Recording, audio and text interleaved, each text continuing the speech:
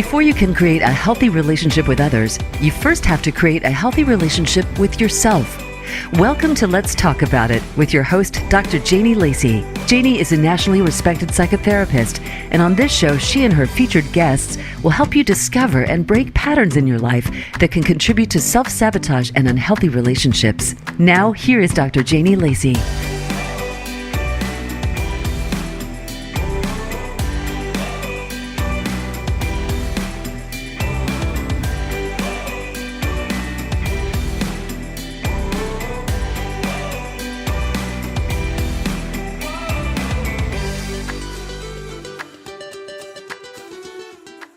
Welcome to another episode of Let's Talk About It with Janie Lacy.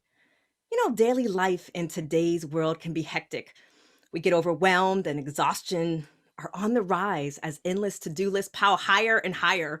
Responsibilities in your career and family can cause you to spin out of control and lose sight of the things that keep you grounded, focused, and balanced.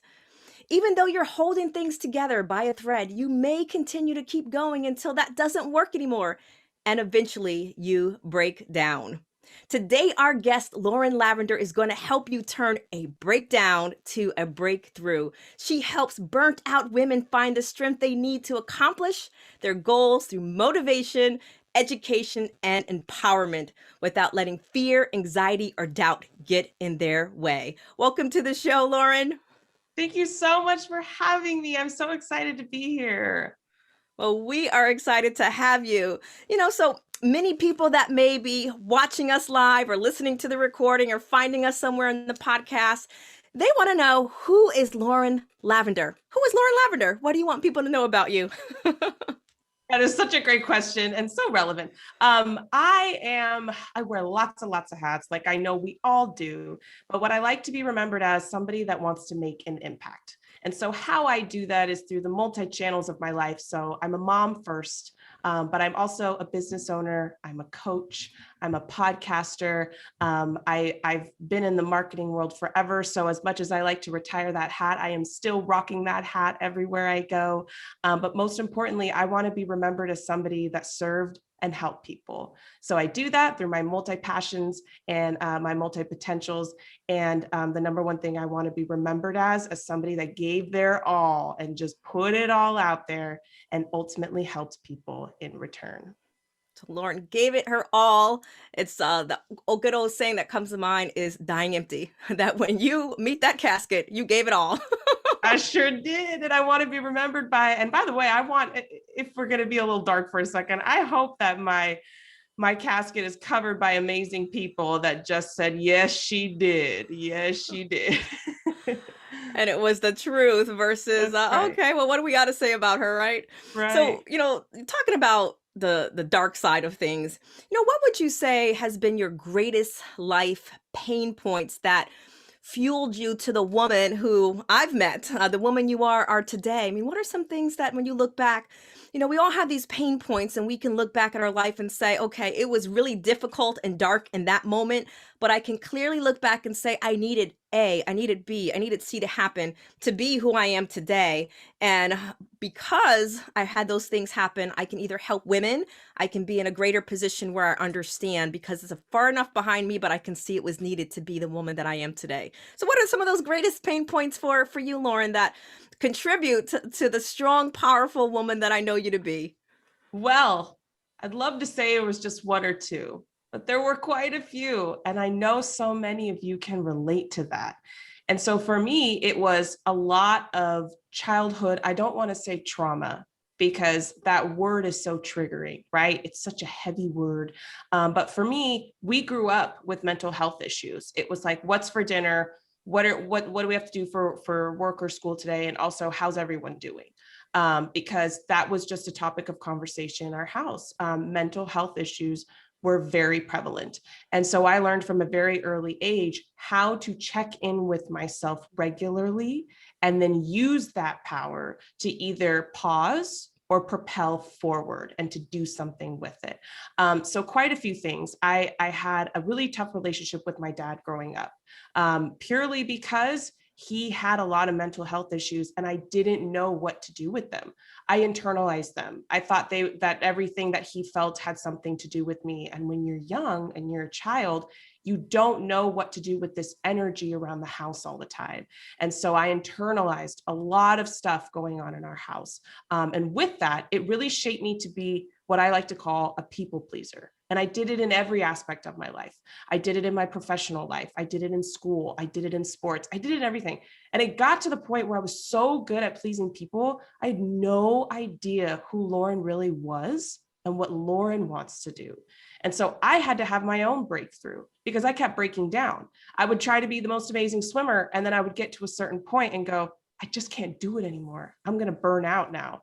And then I would jump into drama. And I would get one of the lead roles in the play, never the full lead. And then I would just go, this isn't it either. And I just kept searching. I kept trying new things. And I eventually said to myself, we need to pause and figure out who Lauren really is. And it took me a moment to realize that my whole life, I think I was born to be somebody. I was born, I think we all are. I think we're all born perfectly capable to walk into the highest potential of our life. But along the way, we are told no. We're told we're not good enough.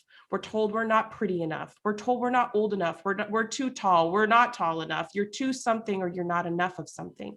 And so inevitably, it chips away at who we are. That happened for me. I didn't know really who I was, and I got very, very lost. It happened in all areas of my life. And so now I've been able to get to a place of, okay, let's check in. And I really ask myself the question. It's so simple, so easy to do, but so powerful. And I just say, hey, how we doing? And I just check in with myself and I figure out, is this really what I want to do? Is this really where I want to be?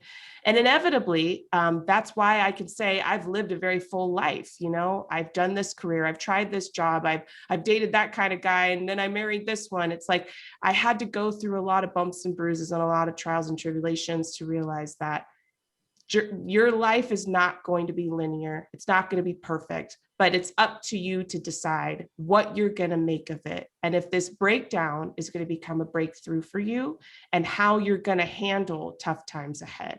So that's a pretty high level version of things that I've gone through, the way I started and to where I've become and gotten to now. But I always like to say I'm a work in progress. I'm never perfect, but I just strive to be the most potential and have the most potential from this point on. So. Well, I like to say, Lauren, we are a work in progress to the day we meet our maker. Absolutely. Absolutely. And those that say that they arrived, don't trust them. For sure. For sure. And then I think, well, I don't ever want the party to end either, right? It's like, let's just keep going. We can always get better. And one of our mutual friends, David Spizak, I will always remember this. He always said, you know, if you look at your life and it's a peak, and if you're on the left side of the peak and you're looking up at it, that's the best place to be, because you don't want to be at the top of the peak because there's only one place from there and it's down. Right? If you're going up to down, you always want to be at the base of whatever that peak is. So I'm always looking for that base. I'm always looking, how can I get to that next level? How can I push myself? How can I challenge myself to ultimately say at the end of the day and at the end of our lives, I gave it my all. I gave it my all. And that so is symbolic of just that growth mindset versus that fixed mindset.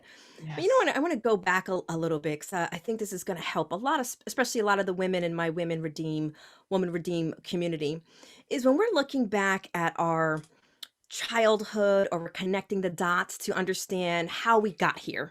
You know, why do I think the way that I think? Why am I the way that I am? It's not necessarily about, because sometimes when people have not yet healed, we can get into this place, Lauren, and I know you know this, denial. And when we talk about our childhood or we talk about, you know, our parents or, you know, they're ill-equipped to raise us, these types of things, people are like, well, why are you blaming your parents? You're an adult. And it's not about blaming them, but I always like to use that metaphor of when I went to Italy, you know, buying these books and looking at these beautiful buildings that were once there, but what was in front of me was ruins. So in order for me to understand what I was looking at, I had to kind of go back. And it's the same thing with our life. But, you know, sometimes people can cope with just that denial of, well, I'm not going to focus back there. I'm just going to focus right now and then. So what was it for you when you realized that, okay, I am the way that I am, and I'm having these challenges in life, and I keep having these breakdowns, and I'm looking at, there's this great book that I like, and it's called Adult Children of Immature Parents. Every day as a mom, I'm trying to be a mature mom. Right, right, But right. this book kind of breaks down, some of the challenges that we can have when our parents are not necessarily in that secure, mature mindset to raise us. So when you went back and you realized that your dad or, the people that were around you, when did you embrace that reality without feeling like a victim? What can you share with our community about that? Yeah, that's a powerful question, because denial is absolutely prevalent. And I think it's prevalent for a lot of reasons.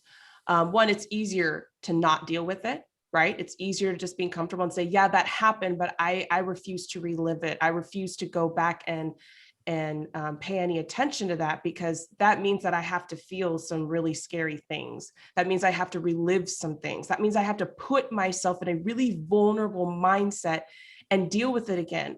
And pain is really painful, and it's demanding, and I just want to get through dinner or whatever we're doing. But the number one thing I can say is this: if you do not address any sort of trauma or any sort of inner child work that you might need, it's going to bubble up into your life in every single way. It may not manifest itself in a way that you recognize, and it may not show up as something really hairy and scary and powerful, but I believe it's gonna manifest into many different limiting beliefs that will ultimately limit the amount of fulfillment that you can have in your life. So for me, I realized I kept plateauing. I kept plateauing in a lot of ways. Like, okay, I would meet a guy, and they always say you marry your parents, and I refused to let that happen. I was like, I'm not gonna do that. I'm gonna be the outlier, right? And I kept meeting all these guys, and it's like, well, why do I keep picking the same guy? Why do I keep relating to the same thing? And it took me a minute to realize it's because I haven't dealt with the relationship of my father yet. And so what I did was I spent a lot of time with myself, and I sat myself down and said, hey, what's going on? Why do you feel this way about your dad? You're an adult now, right? All the things we say, and yeah, you're not a kid anymore, so you're stronger. Hey, you've accomplished all these things. Like, you're a different person. You don't need to deal with that. But what I noticed was, the second I started to confront the young girl that I was, and the voice in my head that was holding me back, is when I noticed I had a meeting that I kept putting off with myself that needed to happen. One, because I needed to forgive my dad. I needed to forgive him for the person that he was, as the father, as the person that was supposed to take care and do all these things. But ultimately, what I really needed was to forgive myself, because it took me a long time to realize that what our parents do, the first teachers in our lives, really have nothing to do with us. They are also human. They are also just doing the best that they can. They also have limiting beliefs. And on top of that, if they have mental health issues, there's a whole lot of empathy and grace that needs to happen, because at the end of the day, they're doing what they think they need to do, and they're doing the best that they can. So I had to really sit down with myself and say, this is some work that we need to do.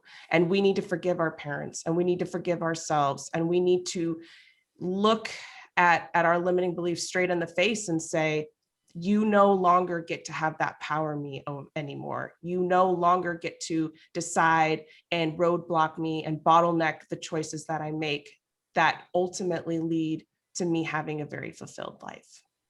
You said a very strong word there, and I just want to pull it out, and that's forgiveness of self and others. And we know that forgiveness is a process, but we can still acknowledge what happened to us without it overcoming us. And that true forgiveness process is getting to that point where we let go of the outcome that it could have been different. And I just Yes. and when we think about that, I think that's when, and we'll get into this a little bit after the break in a little bit, but truly embracing who we are. And I think there's a part of that process that, I've heard you talk on one of your episodes, and I think it was really, really good. And powerful for us to embrace that. But so when we acknowledge the things that we've gone through, we can still say, oh, that sucks. But when we get to that victim mentality and we get stuck that we wish things would have been different, ultimately what I'm hearing you say is we're rejecting ourselves because, we're all to a certain degree, we have to be good enough. And in order for us to be good enough, or for us to break that next generation, for us and for us being boy moms, love boy moms, for Yeah. us, being parents, is that we have to understand that we're not going to be perfect, but we keep striving to have that growth mindset. And you also said something about, the good old daddy wound, right? We always hear this term, that the dad wound. For some people, it's a mother wound, right? And Kelly McDaniels has a great work, just talks about, mother hunger. And sometimes we don't want to talk about that just as women and nurturers, as mothers. So, the point there is that we have to look back to really understand how we were templated so that we can really break free from that. And then we can embrace all that, God has for us. So when you think about that process that you went along the way, and you also mentioned it, the best place that our wounds show up is in our intimate relationships. If you had a chaotic childhood, you probably like what I call the bad boy, or you like Yes. that chaos, and it feels like chemistry and it feels like connection, right? Because that was the frame of reference. And then someone who probably was really, really healthy for you feels boring. I hear this all the time from my Woman Redeem community. So part of that is the clue that something has to still be dealt with. We look at the polyvagal system and how our nervous system works. Our body keeps the score. So when you think it's chemistry, I say it could be trauma. Yes, for sure. For sure. And that's the thing too. And you just said it so perfectly. It's going to come up again.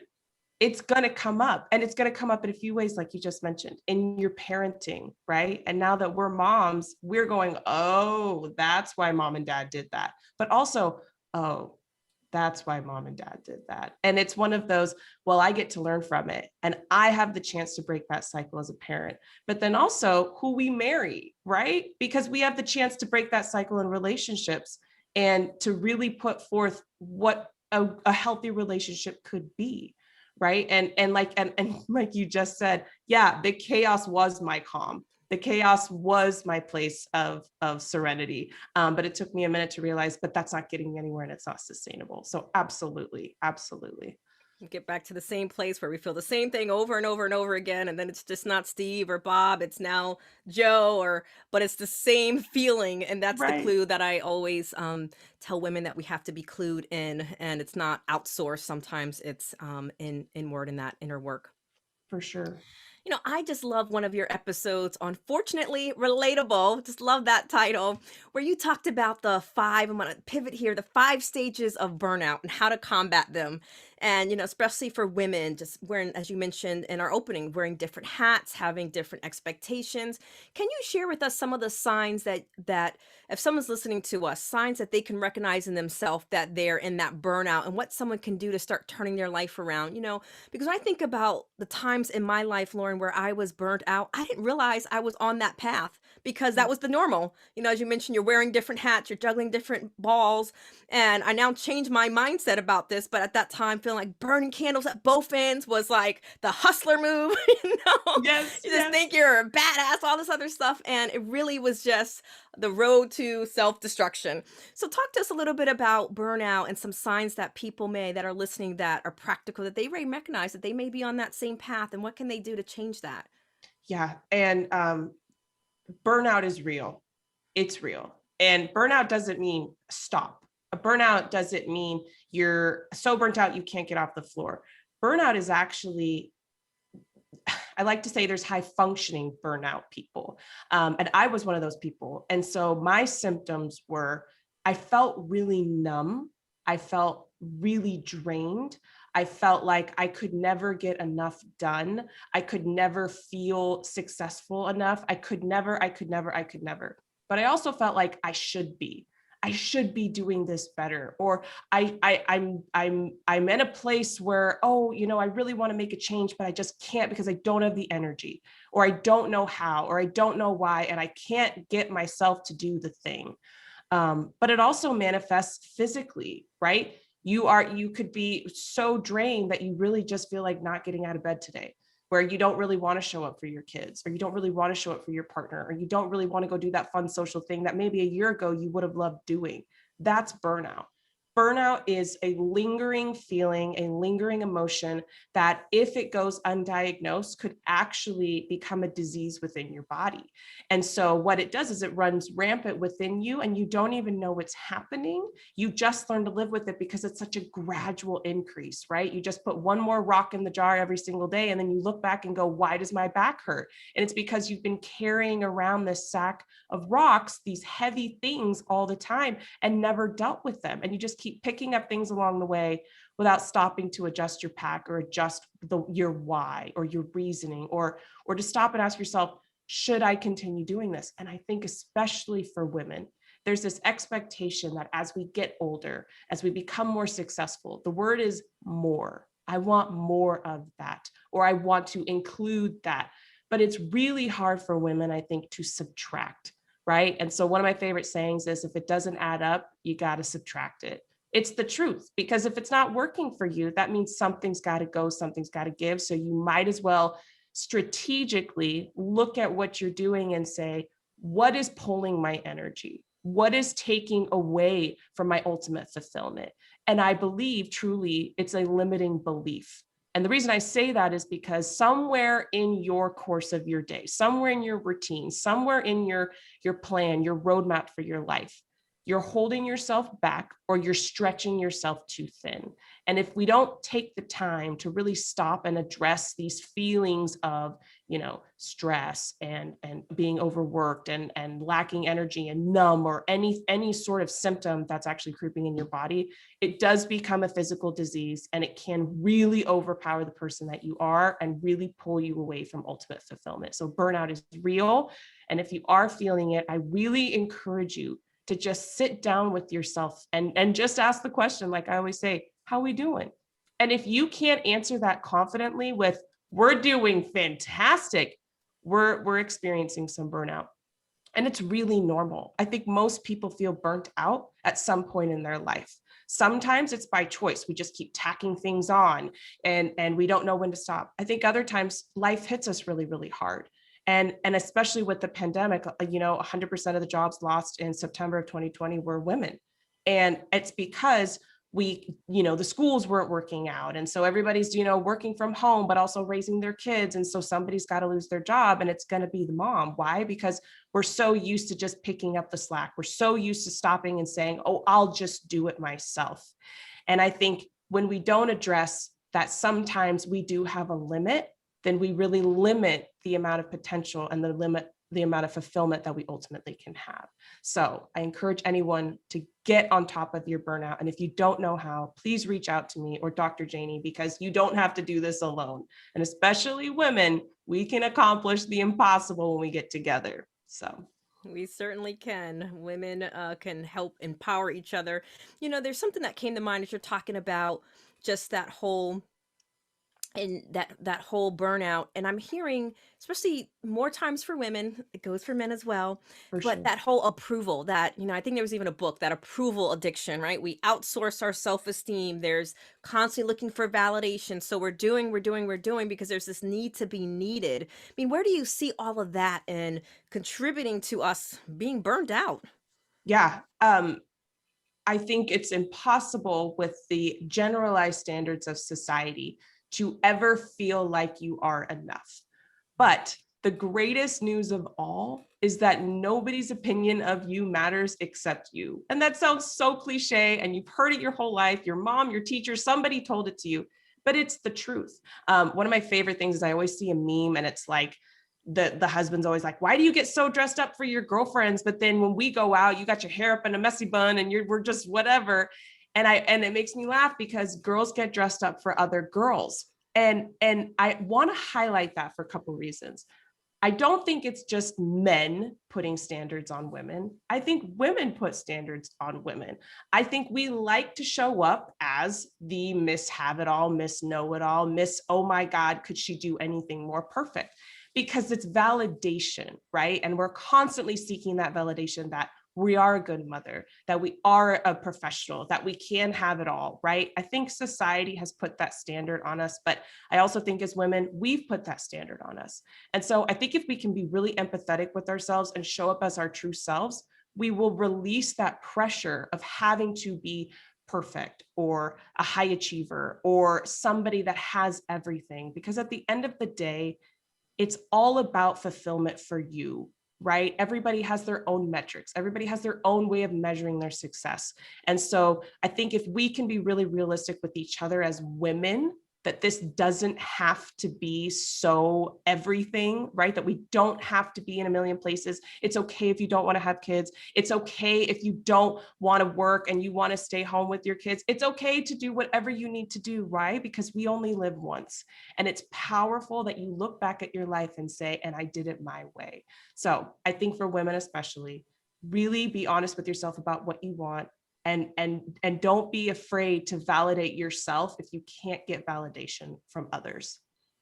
One of the things that I find, Lauren, and would love to get your take on this as we count down to our break, is, when I find that women, for one, we need to know who we are. We need to know who we are in order to know what we need. But there's also this challenge that I find that there is this, when we change and we start growing and having that growth mindset and we start walking into our own purpose, is sometimes we have to look around and we have to, especially if they've given us the scissors to cut people loose. And because, it's kind of like that crab in the barrel. When we start growing and you start hearing conversations around you, sometimes there's this lonely path that you have to walk. And I think sometimes women, when they get to this lonely place and they realize that, it's better to have the friends that I know than the ones that I don't. And there's this fear that I see sometimes with just walking alone for a season. Could you speak a little bit about that? Yeah. That's very true, especially for women, because the hunter-gatherer thing, right? We like to talk. We like to be connected. We like to be together. We like to know we have lots of quality friends in lots of quality places. But there are absolutely going to be seasons where you're going to hang out with yourself a lot. And I believe if you can make yourself your number one hype girl, your number one go-to person, then everything else will feel extra. Everything else will feel like, I can do this, right? I don't need to rely on anyone else to get this done. I can empower myself. I don't need that validation from anyone else. I don't need to show up for anyone but myself right now, because that's what I need. And it's okay to be by yourself. Some of the most empowering moments of my life have been when I was by myself. And that's because I needed the time and the space to really think and stop to sharpen my sword. If you just keep cutting away and you keep doing things the same way and you keep expecting the same results, you're inevitably going to burn out. And it's going to lead to a really, really lonely time. But instead, what you can do is you can carve really strategic, independent times with yourself so that you don't become lonely, right? So I encourage you to get really comfortable with yourself to the point where it's exciting to have that you time. I used to wake up before my son and my kids so that I could just have alone time, like just literally do nothing and think and journal and really have a conversation with myself. Why? Because when times get really, really hard, I'm going to need myself.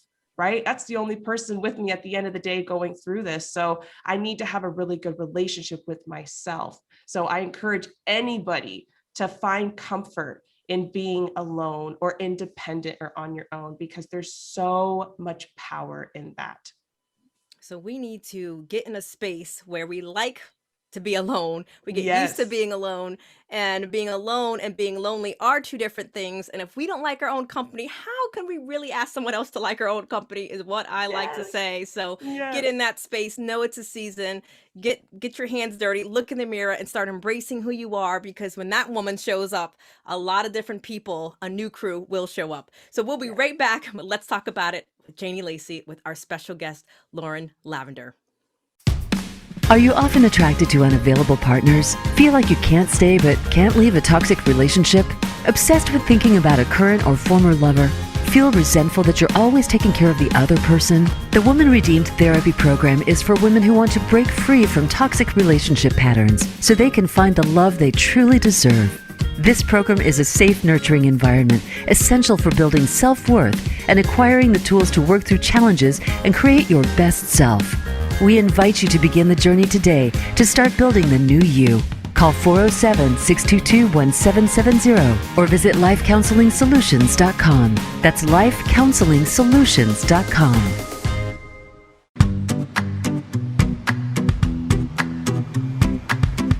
You are listening to Let's Talk About It with Dr. Janie Lacy. To reach the show today, please call into 1-888-346-9141. That's 1-888-346-9141. You may also send an email to Janie at lifecounseling.solutions.com. Now back to Let's Talk About It.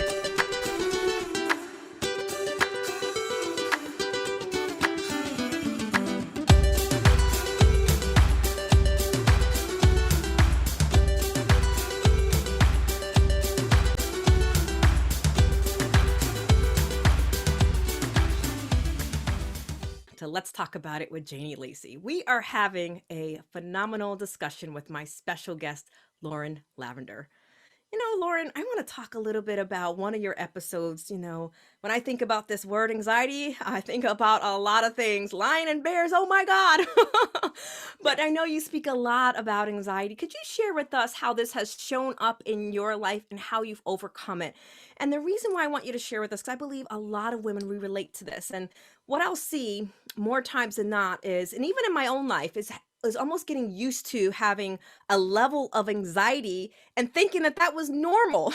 Right? We learn to embrace this template and just constantly thinking that this is normal, or we think that there's something wrong with me, and we do a really good job of trying to hide. That's like I think about it like the duck. You see those ducks on the water, they look like they're smooth sailing, but if you look under the water, they're paddling away to make it look that way. So what can you share with us about just from your own story or from the women that you've worked with, as far as how anxiety shows up in our life, and what can we do today in practical terms to start overcoming that? Yeah. First and foremost, I don't know anybody that doesn't experience anxiety. So I want you to know, first and foremost, that's normal. If you have any anxiety in your life, that's normal. It's also there as a tool to guide you.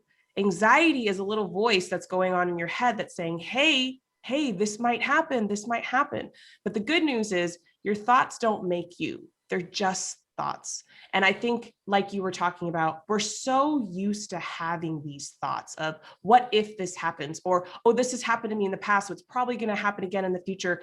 And I really want to avoid this certain outcome. That manifests into anxiety. But one thing that I always walk around with, and I always resonate with, and I always come back to, even now when I'm feeling anxiety, is more than 80% of the thoughts that you have are negative, and they're also on repeat.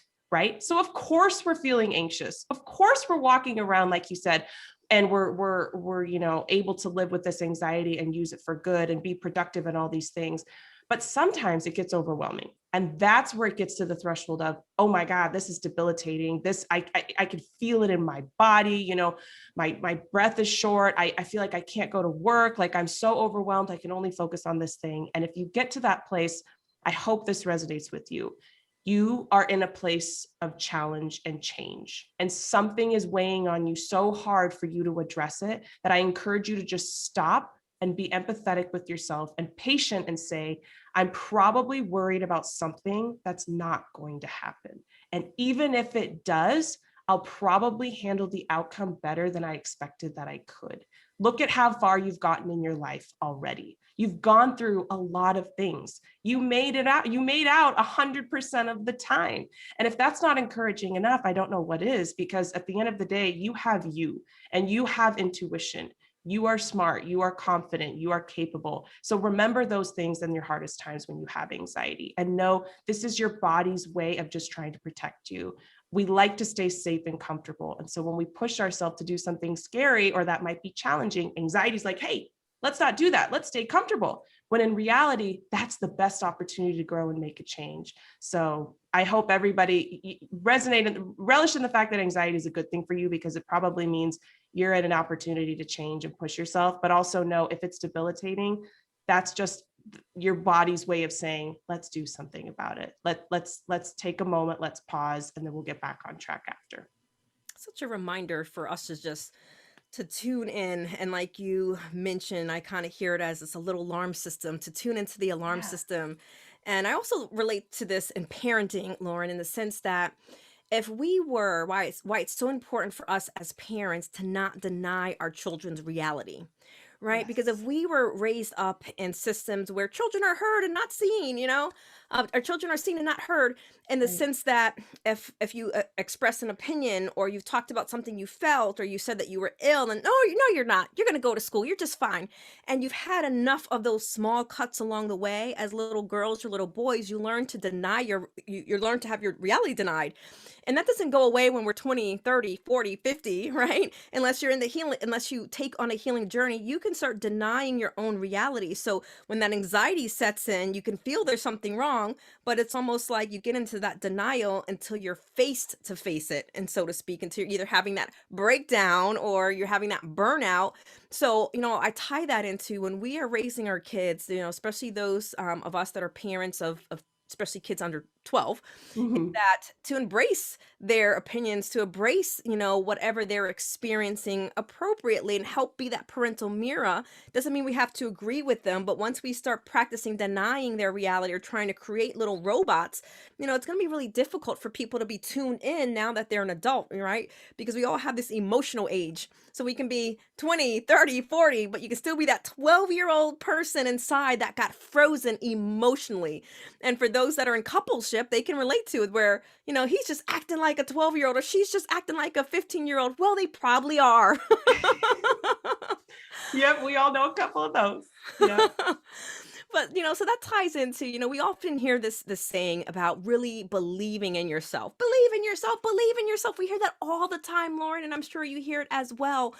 From your own experience, like, what does this really look like for people when we think about helping women believe in themselves? As you mentioned earlier, we have everything we need inside of us. We don't have to outsource our self-esteem. We don't have to outsource our acceptance. We have it inside of us.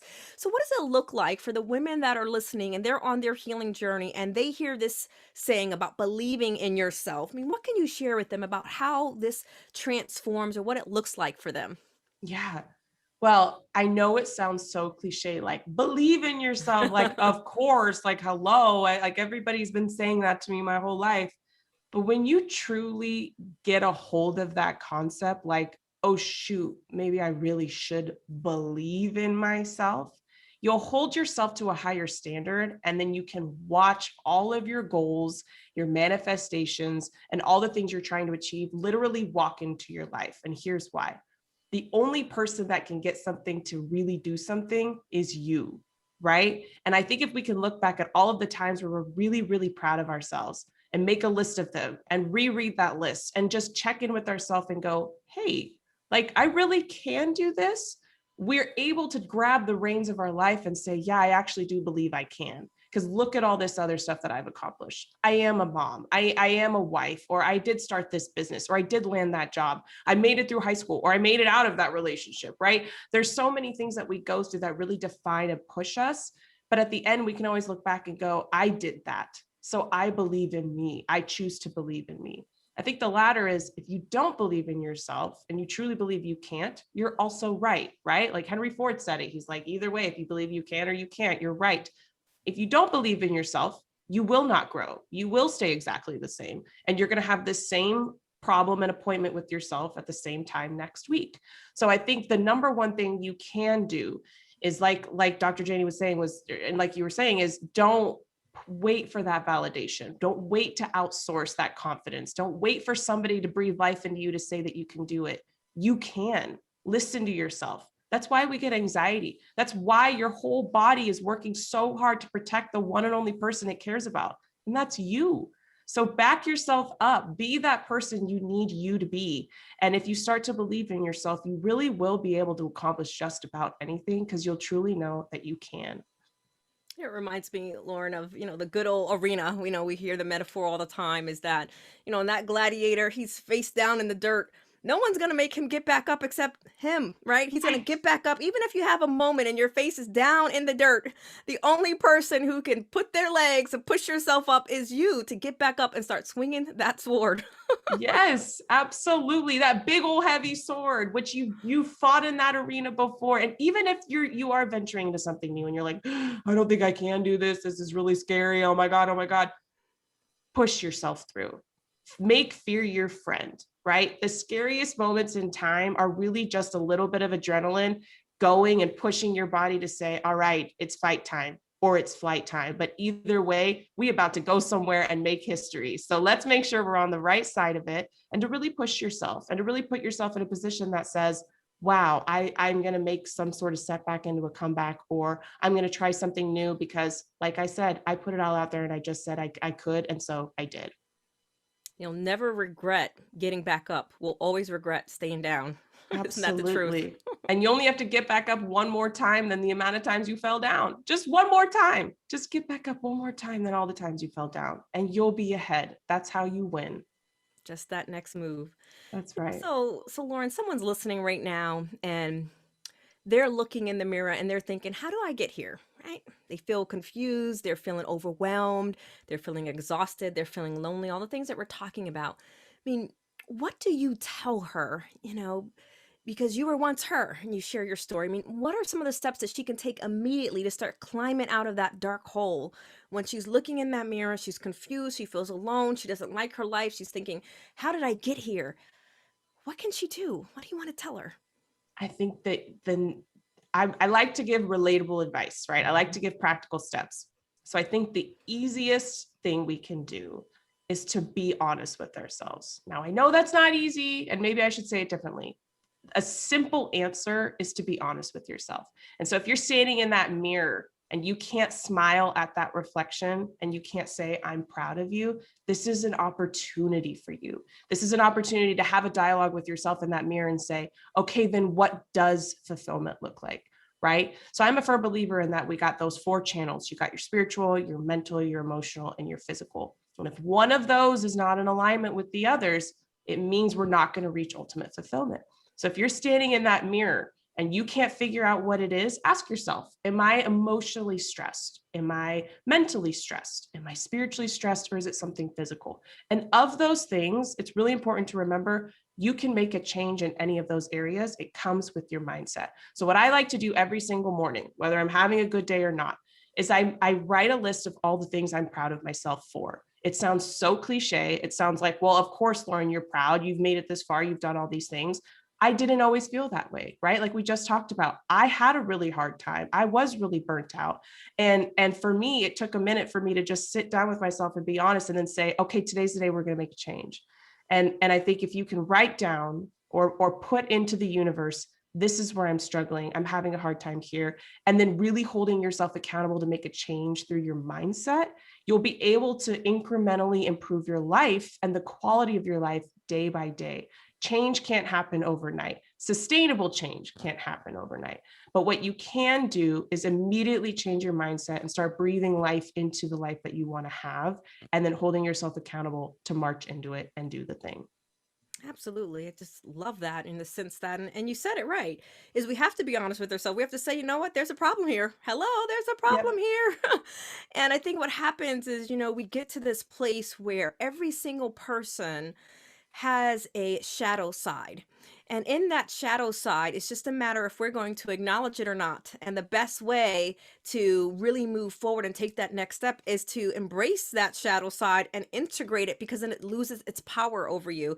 Whether Yes. it's not good enough, whether it's, I'm afraid to speak my mind, or whether I'm afraid to ask for what I need, because we're going to continue to get the same results over and over and over again if we don't step out, as you mentioned, in fear and make it your friend. And I know when people hear that, they're like, well, but it's true in the sense that our next move, we don't know what's going to happen tomorrow. But the one regret that most people will have is not doing the things that they felt they should have done. right? And life is so precious with that. So, with that being said, Lauren, we have no doubt we're in this culture of just what I consider heightened fakes and phonies, and everything can be curated on most online platforms. And there's nothing wrong with us as women with wearing makeup and enjoying how we look. I'm not saying that at all. I'm just talking about when people misrepresent who they are. What is Mhm. your advice for women as they navigate this digital space without really without getting that not enough syndrome, right? Comparing themselves to other people's curated photos, their marriages, their probably photoshopped weight, all these other things. And, it's kind of like probably I could probably pinpoint it back even in the 90s, right? I was in a workshop one time and they were showing how far we've come in magazines and how airbrush, used to be the airbrush. Now everything is digitalized.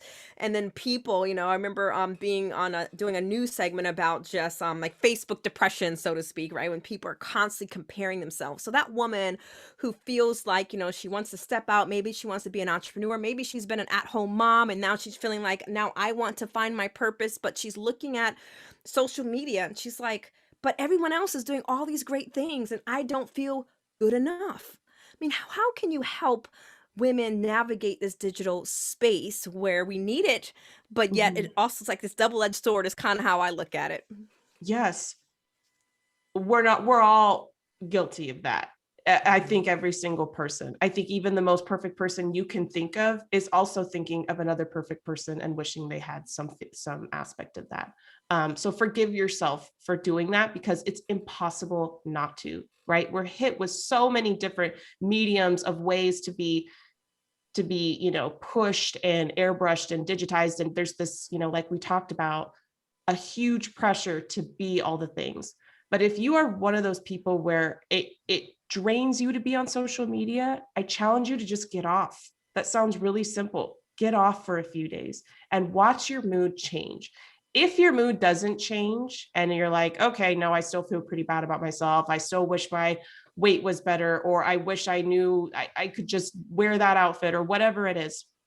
I encourage you to really sit down with yourself and just say, what I'm worrying about really has nothing to do with who I am. How we look on the outside is only a reflection of who we are on the inside, right? So if you feel really, really confident, you're going to look at a girl and go, wow, she's so beautiful, right? Like, because it's her confidence, because it's her presence, the way she shows up and all the things. If you can't show up like that and you can't emulate that same behavior, it's because there's something going on inside. And only you can answer what that is. So if you're seeking validation or you're comparing or you're doing the comparison game, I really encourage you to just stop and really compare yourself to who you were yesterday, right? Like if you were to look at your Instagram through the eyes of someone else, what would they say about you? Would they say she works hard? Would they say that she's an amazing friend? Would they say that she gave her all? Would she say that she's an amazing family member? Or would they just look back and say, yeah, I don't really remember. I don't really know what she does. And I don't really, I can't relate or connect or all the things. I encourage you to think about that part of social media. Like, what digital trail are you leaving out there? And then measure other people's. Is that girl just pretty? Do you really want her life?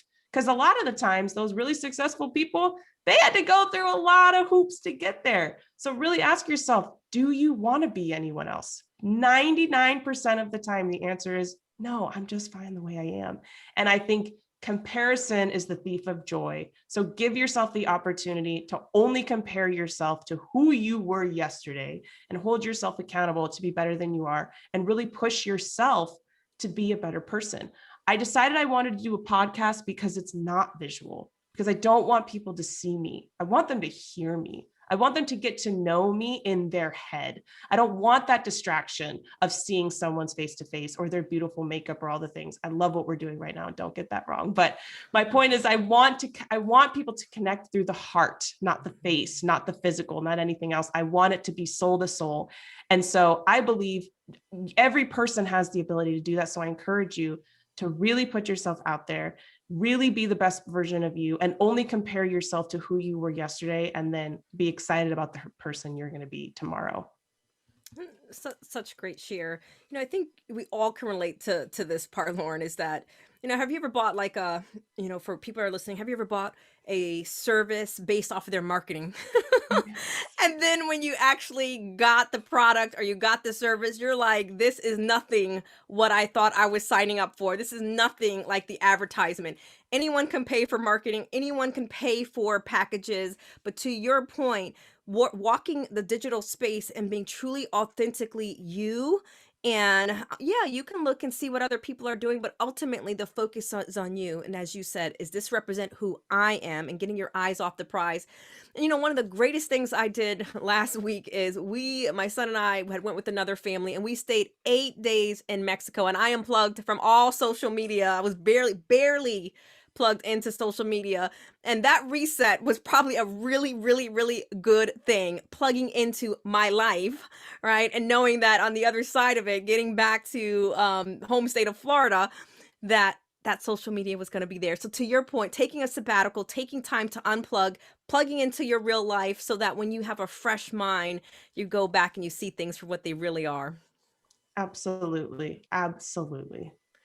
So with that being said, there is no surprise, Lauren, in today that there are so many, especially from last year, mental and emotional breakdowns, and they're becoming more and more occurrences in today's world when we think about society's glorification of busyness. And sometimes I even hear this on Clubhouse and other platforms. But how can someone work towards, in your mind, achieving their goals, but not getting caught up as we talk about comparison, the rat race, right? When you can plug into something, you can hear something, and you feel like, I'm not doing enough. I mean, what can you share with us in a minute or so? Yeah. Well, what I encourage everyone to say is, are you being busy or are you being productive? If the answer is I'm being busy, I really challenge everyone to just stop and say, well, how can I get to productive? Right? We talk about the 4-hour workday. We talk about you can get more done in a day than you can get done in a year. I think if you can hold yourself accountable to there's only 24 hours in the day, I can only be in so many places at once. What are the top things that matter to me? And I'm going to give my all to those. Then you'll be able to look back at your life and say, I enjoyed it. I'm fulfilled. I'm happy, and all of the things. So really ask yourself, are you busy? Are you productive? And if you're busy, let's figure out how to get you productive so that you can actually measure your life, so that you can go into your life and feel good about it without having to be burnt out, without having to feel stressed, without having to feel all the things, but instead you're in total control and happy with the outcome. So that production and that producing versus busyness is going to be tied to their goals. Right? I like to think about, reverse engineering, thinking about what are my goals, and then am I doing all the things? And to me, that's also the boundaries of dictates what I say yes to and what I say no to. If it's not aligned with this, where busyness, it's not necessarily producing anything, is what I'm hearing you say. Absolutely. We can run on the wheel all day, but are we getting anywhere? And if you can look back in your life and say, I'm in the exact same spot that I was in a year ago or 2 days ago or whatever, and you're not okay with it, you are the only one that can make that change. So I encourage you to try something new, right? Insanity is doing the same thing over and over again, expecting different results. Let's try something new. Let's do something new. Let's put ourselves out there. Let's look back and say, we did it. We gave it our all. And yeah, we may have fallen on our face. We made some lateral moves, but in the end, we got this far and we're proud of who we are. You're the only one that can change you. That's So my right. last question to you, Lauren, I love this question to my parents. Your son, Kennedy Ray, Yes. he is 35 years old now, and he's getting his mental health checkup, and he finds a safe place in America's favorite psychotherapist's office. And she asked him about his childhood, and she asked him to reflect on who his mother was to him in his younger years. What does he say? He's going to say, she's crazy, but he's also going to say, she loved me in every way she knew how. And all I want for you, Kennedy Ray, is that you show up as you in every single way and give it your all, put it all on the table. Don't ever change. Mom loves you. And I tried. And if I make some mistakes, it's because I care and I love you. I tried. You tried and you were good enough. So we'll make sure we keep this clip and you will show it to him at 35. That's right. That's right. You heard it first. So thank you so much, Lauren Lavender. In the words of our special guest, make every day feel like Friday. After all, tomorrow is not guaranteed.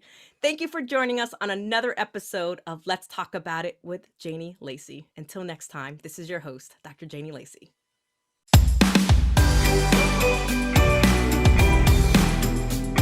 Thank you for tuning in. Let's Talk About It can be heard live every Wednesday at 5 p.m. Pacific Time and 8 p.m. Eastern Time on the Voice America Empowerment Channel. Please join your host, Dr. Janie Lacy, for another edition of the show next week.